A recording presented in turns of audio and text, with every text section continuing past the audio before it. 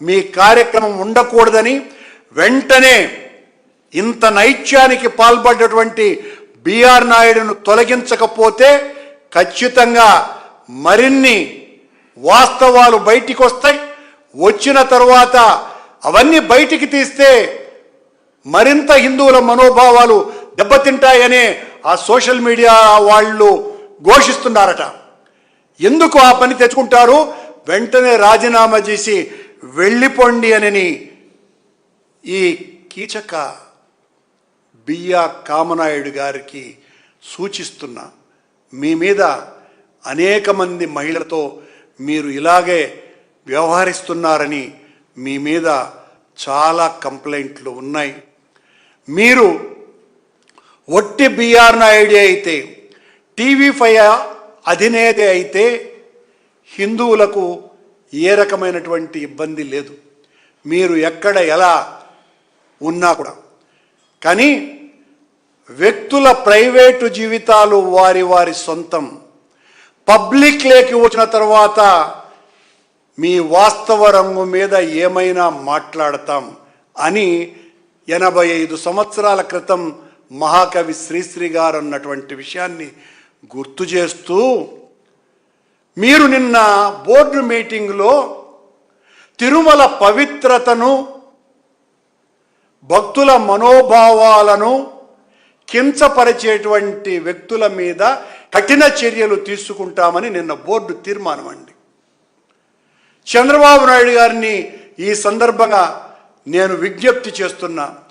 భక్తుల మనోభావాలను దారుణాతి దారుణంగా పాతాళంలోకి దిగజార్చినటువంటి, తిరుమల పవిత్రతను పాతాళం ఎక్కడా అంటే పైకి చూపించే అంతగా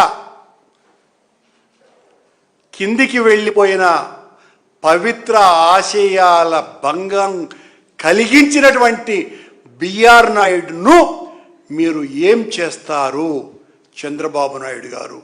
మరి చేయాలి కదా. తిరుమల పవిత్రత మంట కలిపింది కదా. తిరుమల మనోభావాలు, భక్తుల మనోభావాలు, 140 కోట్ల మంది హిందువుల మనోభావాలు సర్వనాశనమై కునారిల్లిపోయాయి కదా నిన్న రాత్రి ఘటనతో. మరి కఠినమైనటువంటి చర్యలు బిఆర్ నాయుడు మీదనే క్రిమినల్ చర్యలు బనాయించాల మొత్తాన్ని. నిజానికి ఆ పదవి నుంచి వెంటనే అతన్ని తొలగించవలసిందిగా డిమాండ్ చేస్తూ, ఇకనైనా బుద్ధితో దేవుడితో ఆటలాడుకోవద్దండి. దేవుడిని అడ్డు పెట్టుకొని మా మీద బురద చల్లి మా వ్యక్తిత్వాలను హననం చేసి జగన్మోహన్ రెడ్డి గారి రాజకీయ జీవితాన్ని పూర్తిగా సమాధి చేయాలా అనుకున్నటువంటి మీ కుత్సిత కపట నాటకానికి భగవంతుడు వేసినటువంటి అత్యంత భయానక శిక్షే బిఆర్ నాయుడు యొక్క నిజ స్వరూపమని తెలియజేస్తున్నా.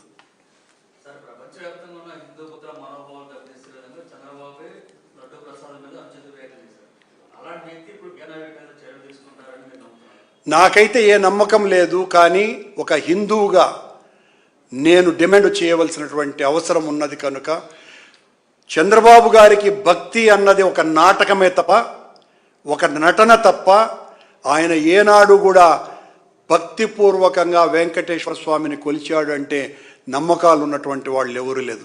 ఈ సందర్భంగా ఈ బిఆర్ నాయుడు హిందూ ధర్మం అనేటువంటి ఒక ఛానల్ కూడా నడుపుతున్నాడు. ఈ దర్శనాలు చేయించి దర్శనాలు చేయించినటువంటి వాళ్ళందరి చేత వచ్చినటువంటి డబ్బుల్ని, ప్రకటనలకి సంబంధించినటువంటి డబ్బులన్నీ కూడా ఈ హిందూ ధర్మంలో సంబంధించిన బ్యాంక్ అకౌంట్లలో వేశాడు అన్నటువంటి ఆరోపణలు కూడా చాలా బలంగా ఉన్నాయి. మీరు నైతిక విలువల గురించి మాట్లాడడం, మీరు ధర్మాన్ని గురించి మాట్లాడడం, చంద్రబాబు గారు మీరు స్వామి భక్తి గురించి మాట్లాడడం అంటే దెయ్యాలు, భూతాలు, రాక్షసులు వీళ్ళంతా కూడా వేదాలను, ఉపనిషత్తులని, భాగవతాన్ని, భగవద్గీతను ఉటంకించినట్టే తప్ప, వల్లె వేసినట్టు వాళ్ళు ప్రచారం చేసినట్టే తప్ప మరి ఇంకేమీ కాదని ఈ సందర్భంగా గుర్తు చేస్తున్నా. థ్యాంక్ యూ అండి.